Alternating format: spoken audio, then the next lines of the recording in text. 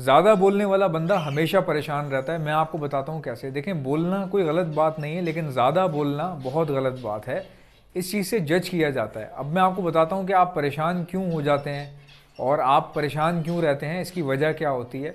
देखें, लोग ना जज करते हैं आप क्या बोल रहे हैं या क्या लिख रहे हैं, अपने व्हाट्सएप पे क्या स्टेटस डाल रहे हैं या फेसबुक पर क्या डाल रहे हैं, या ट्वीट किस तरह का करते हैं आप, या बाज़ार में खड़े होकर बात किस तरह से करते हैं। इससे लोग जज करते हैं और कई बार वो गलत भी जज कर लेते हैं आपको, और आपको पता ही नहीं चलता, इसीलिए आप परेशान भी रहते हैं। मैं आपको बताता हूँ कि कम बोलना जो है वो बहुत अच्छी आदत है, क्योंकि कुछ गलत बात मुंह से निकल जाए उससे लाख दर्जे बेहतर होती है कि आप जो है वो कम बात करें या बात ही ना करें। अब मैं आपको बताता हूँ, मैं कहीं भी जाता हूँ, जाहिर सी बात है, अगर मेरी किसी से भी मुलाकात होती है, जब भी कोई एक से ज़्यादा बंदे आपसे मिल रहे हों या आप किसी ऐसी जगह पर गए हैं जहाँ पर एक से ज़्यादा बंदे बैठे हुए हैं, उस वक्त तो बिल्कुल ही खामोश हैं। क्यों? क्योंकि अभी तो आप देखेंगे ना कि क्या हो रहा है। जैसे कई बार ऐसा होता है, मैं कभी डिनर पे जाता हूँ किसी के पास, तो बहुत सारे दोस्त आ जाते हैं, 2-4 लोग होते हैं वहाँ बैठे हुए होते हैं, तो मैं थोड़ा सा इज्तनाब करता हूँ बात करने से, क्योंकि भाई जब 3-4 लोग बैठे होते हैं तो हर बंदा बात करने की कोशिश कर रहा होता है।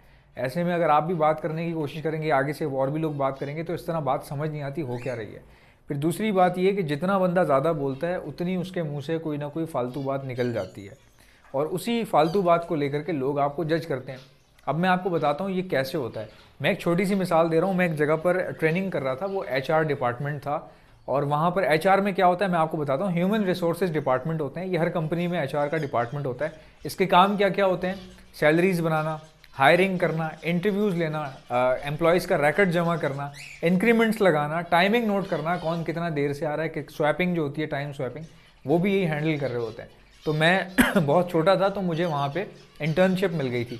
तो मैं देखता था कि वो लोग जज कैसे करते हैं दूसरे लोगों को, क्योंकि उनके पास इंटरव्यू भी हो रहे होते थे।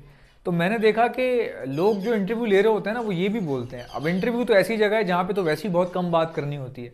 अगर भाई आप में से कोई इंटरव्यू देने जा रहा होता है तो ये बात याद रखना, कम से कम बोलो। जितना कम बोलोगे उतना वो आपको जज करने में उनको मुश्किल हो जाएगी। वो बोलेंगे यार हम इसको जज नहीं कर पा रहे, और जिसको वो जज नहीं कर पाते उसको हायर करते हैं, क्योंकि वो चाहते ही यही हैं कि आपके मुंह से बातें निकलें, तो उनको पता चले कि ये क्या चक्कर क्या है आखिर इसका। जैसे आपने लास्ट टाइम कंपनी कब छोड़ी, क्यों छोड़ी थी, वजह क्या थी। तो अगर आप कोई बिल्कुल इररेलेवेंट रीज़न बताते हैं कि सैलरी कम थी, तो वो फिर जाहिर सी बात है, फिर यहाँ से सवाल शुरू हो जाते हैं। फिर वो पूछते हैं कि यहाँ भी आपकी कमी होगी, तो आप अगर कल को यहाँ से भी छोड़ देंगे, तो उनको ये होता है कि सैलरी की वजह से छोड़ता है तो यहाँ से भी छोड़ देगा ये तो मैं ऑफिस की बात कर रहा हूँ। इसके अलावा मैं आपको बताता हूँ मैंने वहाँ पे और क्या क्या ट्रेनिंग ली। मैंने ये देखा जो इंटरव्यू लेते हैं ना, वो ये भी बात कर रहे होते हैं। वो बोलते हैं यार ये बहुत ज़्यादा नहीं बोलता, ये थोड़ा सा तुमने नोट किया उसके जाने के बाद। क्योंकि मैं वहाँ पे ट्रेनिंग ले रहा था एचआर डिपार्टमेंट में, तो जो इंटरव्यू ले रहे थे वो बोलने लगे कि यार ये जो बंदा अभी आया था थोड़ा ज़्यादा बोलता है।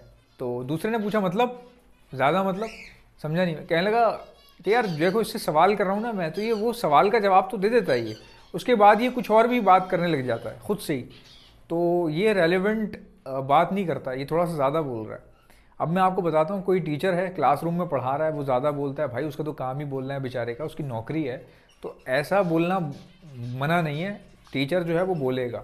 मैं यूट्यूबर हूँ, यूट्यूब बनाता हूँ, वीडियो बनाता हूँ, मैं बोलूँगा तो आपको पता चलेगा ना। तो मेरा ज़्यादा बोलना कोई इतना बड़ा मसला नहीं है। मेरी तरह अगर कोई और लोग भी काम कर रहे हैं यूट्यूब पर या फेसबुक पर, या बोलने वाला काम है, तो वहाँ पे बोलना कोई ममानियत नहीं है और कोई गलत भी नहीं है। वहाँ पे आप बोलिए बेशक, क्योंकि काम ही बोलने का है, लोगों को सिखाने की बात है। लेकिन देखा जाता है गैर ज़रूरी, यानी कि गैर ज़रूरी जगह और गैर ज़रूरी लोग और गैर ज़रूरी बात, ये आपने नहीं करनी। अब जैसे मैं आपको मिसाल देता हूँ, हम जहाँ जिस रिहायशी एरिया में रहते थे वहाँ पे कोई नया नया आया था। तो वहाँ पे क्या हुआ कि जी उन्होंने कोई चीज़ मांगी होगी, प्लास या कटर, किसी के पास हुआ था ये।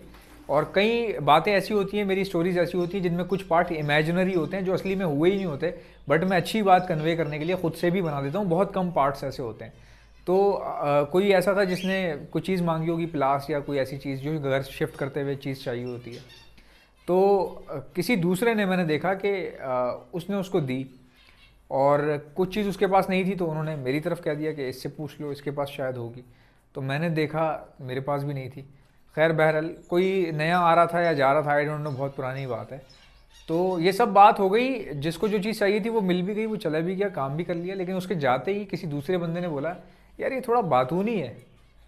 तो मैं बहुत छोटा था उस वक्त, मैंने उनसे बोला मैं समझा नहीं। कहने लगे यार ये थोड़ा ना बात बहुत ज़्यादा कर रहा है ये, मतलब इसको कुछ चीज़ चाहिए थी मैंने दे दी, फिर ये बातें करने लग गया, थोड़ी ज़्यादा एक्स्ट्रा बात करने लग गया। तो आप देख रहे हैं किस तरह से लोग आपको जज करते हैं।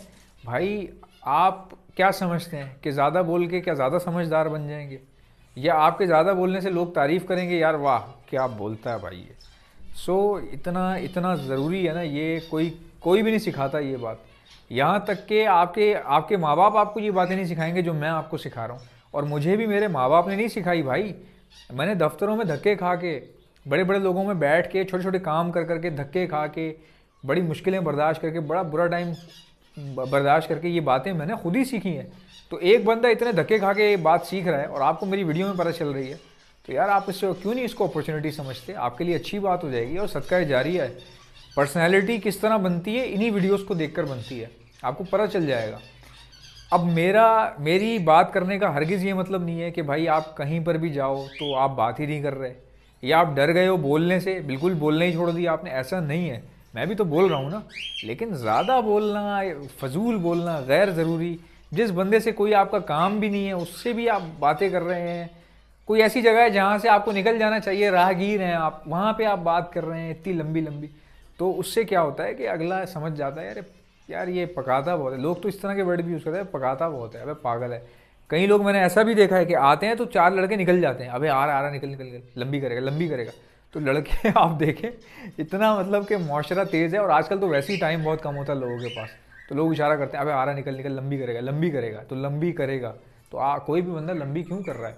सो ये आपके अच्छे के लिए है। इस वीडियो को बनाने का हरगिज़ ये मतलब नहीं है कि किसी को पॉइंट आउट किया जाए या किसी की कोई कमज़ोरी बताई जाए। इस वीडियो बनाने का मकसद सिर्फ ये है कि आप और हम सब की पर्सनैलिटी बेहतर हो सके। पर्सनैलिटी होगी बेहतर तो बेहतर होंगे आप, बेहतर होंगे आप तो बेहतर होगा आपका मुल्क। पाकिस्तान जिंदाबाद। इंशाल्लाह मिलते हैं नेक्स्ट वीडियो में, तब तक के लिए अल्लाह हाफ़िज़।